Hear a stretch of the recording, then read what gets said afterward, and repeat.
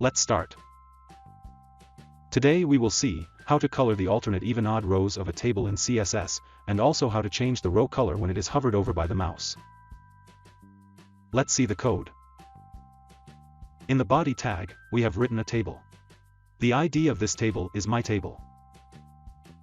Here, TR stands for table row, TH stands for a table header, and TD stands for table data. So we basically have 4 rows and 2 columns in this table. The top row is the header row. In the head tag, we have defined the style for this table. Here we have colored the even rows of the table with green color. Here we have colored the odd rows of the table with red color. And here we have defined that the row color will be white when it is hovered by the mouse. Let's run this code in a browser. As you can see, the even rows of the table are in green color. And the odd rows are in red color. Also, when I hover over a row with the mouse, the row color changes to white. So that's it. That's how you can implement even-odd row color for a table in CSS.